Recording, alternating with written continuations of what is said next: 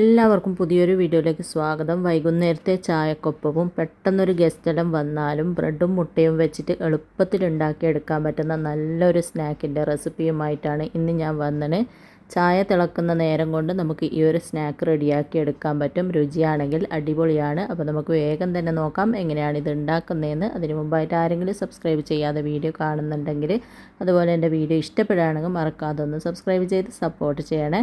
അപ്പോൾ ഈ ഒരു സ്നാക്ക് റെഡിയാക്കാൻ വേണ്ടിയിട്ട് ഞാനിതാ 4 കോഴിമുട്ട പൊട്ടിച്ചെടുത്തിട്ടുണ്ട്. പിന്നെ ഒരു മീഡിയം സൈസിലുള്ള സവാള തൊലിയെല്ലാം കളഞ്ഞ് ഇതുപോലെ കട്ട് ചെയ്തെടുത്തിട്ടുണ്ട്. ഒരു ചെറിയ കഷ്ണം ഇഞ്ചി, 3 പച്ചമുളക്, ഒരു കൈപ്പിടി മല്ലിയിലയും എടുത്തിട്ടുണ്ട്. അതെല്ലാം നമുക്കൊരു മിക്സീൻ്റെ ജാറിലേക്ക് ഇട്ട് കൊടുക്കാം. ഇതുപോലെ ഒരു മിക്സീൻ്റെ ജാർ എടുത്തിട്ടുണ്ട്. ആദ്യം കോഴിമുട്ട ഒഴിച്ച് കൊടുക്കുക. പിന്നെ സവാള കട്ട് ചെയ്തത്, സവാളക്ക് പകരം ചെറിയുള്ളിയാണ് എടുക്കുന്നതെങ്കിൽ ഒരു 10-12 ചെറിയുള്ളി എടുത്താൽ മതി.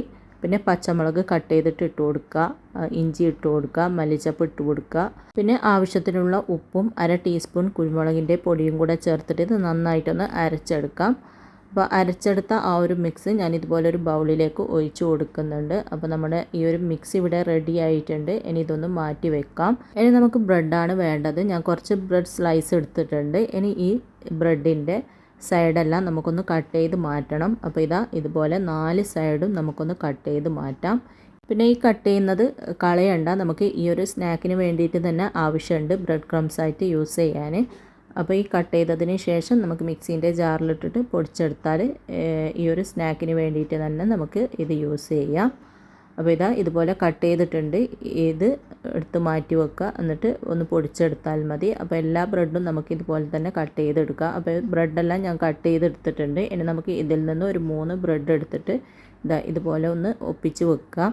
എന്നിട്ട് അതിൽ നിന്ന് ഒരു ബ്രെഡ് എടുത്തിട്ട് നമ്മൾ റെഡിയാക്കിയ ആ ഒരു മിക്സ് ഉണ്ടല്ലോ, മുട്ടയൊക്കെ ചേർത്തിട്ട് അടിച്ചെടുത്ത ആ ഒരു മിക്സ് ഇതുപോലെ നന്നായിട്ടൊന്ന് മുക്കിയെടുക്കുക. എന്നിട്ട് ഈ ബ്രെഡിൻ്റെ നടുവിലായിട്ട് ഈ ഒരു ബ്രെഡ് വെച്ച് കൊടുക്കുക.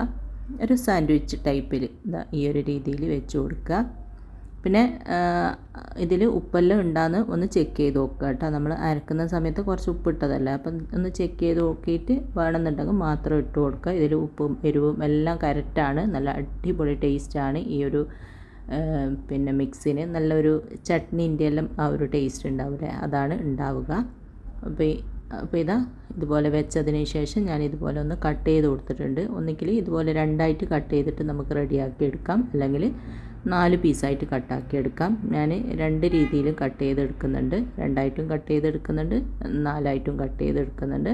സെയിം രീതിയിൽ തന്നെ ബാക്കിയുള്ള ബ്രെഡും നമുക്ക് സെയിം രീതിയിൽ തന്നെ ചെയ്തെടുക്കാം. ഒരു ബ്രെഡ് എടുത്തിട്ട് ആ ഒരു മിക്സിയിൽ മുക്കിയിട്ട് ഇതുപോലെ നടുവിൽ വെച്ചിട്ട് കട്ട് ചെയ്തെടുക്കുക. അപ്പോൾ ഇത് 4ആയിട്ടാണ് ഞാൻ കട്ട് ചെയ്തെടുക്കുന്നത്. നല്ലൊരു ടേസ്റ്റാണ്. അധികം ഇൻഗ്രീഡിയൻസ് ഒന്നുമില്ല. നമ്മൾ ഇതിൻ്റെ ഉള്ളിൽ വേറെ ഫില്ലിംഗ് ഒന്നും വെച്ച് കൊടുക്കുന്നില്ല. ഈ ഒരു മിക്സ് വെച്ചിട്ട് തന്നെയാണ് നമ്മളിത് റെഡിയാക്കുന്നത്. നല്ലൊരു സാൻഡ്വിച്ചിൻ്റെ ടേസ്റ്റാണ് ഇതിന് ഉണ്ടാവുക. അപ്പോൾ എല്ലാം ഇതുപോലെ റെഡിയാക്കി എടുക്കുക. അങ്ങനെ എല്ലാം റെഡിയാക്കിയതിന് ശേഷം നമ്മൾ നടുവിൽ ആ ഒരു മിക്സെല്ലാം വെച്ചിട്ട് കട്ട് ചെയ്തെടുത്ത ബ്രെഡിൻ്റെ പീസ് ഇതുപോലെ എടുത്തിട്ട് വീണ്ടും ആ ഒരു മിക്സിൽ മുക്കിയിട്ട് നമ്മൾ റെഡിയാക്കി വെച്ച ബ്രെഡ് ക്രംസ് ഉണ്ടല്ലോ, ബ്രെഡിൻ്റെ സൈഡൊക്കെ കട്ട് ചെയ്തത് ഞാൻ ഇതുപോലെ ഒന്ന് മിക്സീൻ്റെ ജാറിലിട്ടിട്ട് പൊടിച്ചെടുത്തിട്ടുണ്ടേനു. അതിലിട്ടിട്ട് ഇതുപോലെ നന്നായിട്ടൊന്ന് കവർ ചെയ്തെടുക്കുക. അങ്ങനെ എല്ലാം ഇതുപോലെ ചെയ്തെടുക്കുക.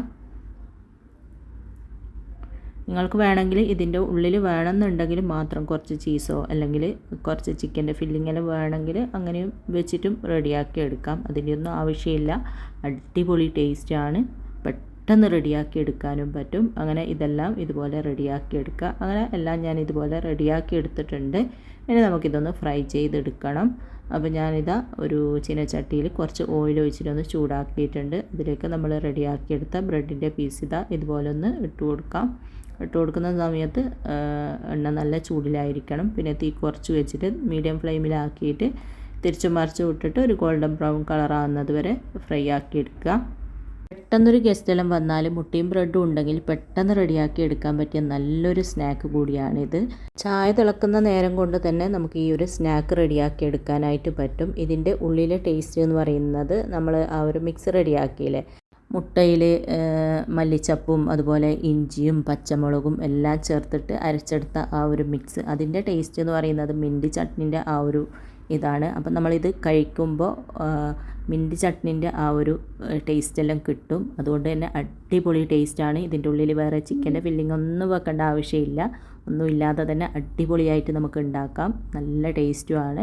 അങ്ങനെ തിരിച്ച് മറിച്ച് വിട്ടിട്ട് ഒരു ഗോൾഡൻ ബ്രൗൺ കളറായിട്ടുണ്ട്. ഇനി നമുക്കിത് എണ്ണയിൽ നിന്ന് എടുത്ത് മാറ്റിയതിന് ശേഷം ബാക്കിയുള്ളതും കൂടെ സെയിം രീതിയിൽ തന്നെ ഫ്രൈ ആക്കി എടുക്കാം. അങ്ങനെ എല്ലാം ഫ്രൈ ആക്കിയതിന് ശേഷം ഞാനിതാ ഇതുപോലെ ഒരു സെർവിങ് പ്ലേറ്റിലേക്ക് മാറ്റിയിട്ടുണ്ട്. 2 പീസായിട്ട് റെഡിയാക്കിയിട്ട് ഫ്രൈ ചെയ്തത് ഞാനിതാ ഇതുപോലെ ഒന്ന് കട്ട് ചെയ്തെടുത്തിട്ടുണ്ട്. ഉള്ളൊക്കെ കാണാൻ കണ്ട അടിപൊളിയാണ്.